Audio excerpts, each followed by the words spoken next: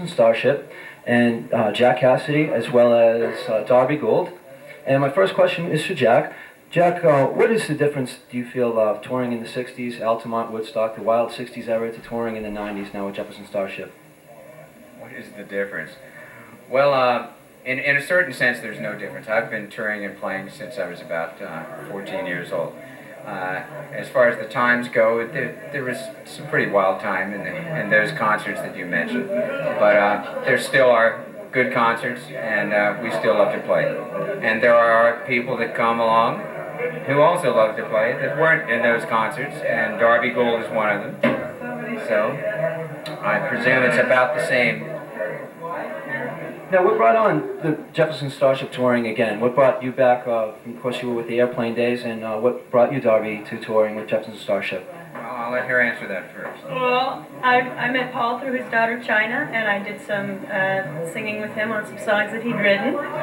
And he told me he was putting this together and asked me to come along, and I did. And Tim Gorman and Slick Aguilar I played with in KBC band, and a few years ago, 1985. So he said, I said, who's playing drums? He said, Prairie Prince. I said, great, you got me. And it worked out really good, and we've done about 6 shows so far, and we're going to do a bunch more and see how things go. Now, you mentioned KBC band with Marty Ballin, and of course he toured with you Jefferson Airplane a couple of years ago when you reunited. Correct. And why is he not with Jefferson Starship right now? Marty has his own projects going, and apparently he was contacted for this particular project, but I believe he had other things to do. So he did those other things, and we did our things. Now, Darby, did you ever listen to Jefferson Starship in the 70s, or admire their work? Yes, I grew up listening to all of it and respecting it, and it's pretty wild that I know them now, but I do. Any plans on making a record with this current lineup as Jefferson Starship? Maybe. It's possible. Yeah, anything is possible. We're just starting to get together and play and learn about each other now, and we'll see what happens. And my final question, a lot of sports people, when they play sports, professional athletes are looking to get into the Hall of Fame. It's a goal, a distinction. Do you feel that way as far as the Rock and Roll Hall of Fame?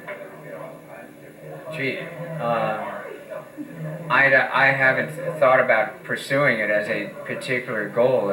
Playing music is an ongoing career with me, and I admire people that play until they can't play anymore. So my heroes were Lester Flatt and Earl Scruggs and bluegrass and people that have just pursued music as a life career. So we'll see if it leads to anything such as the Hall of Fame.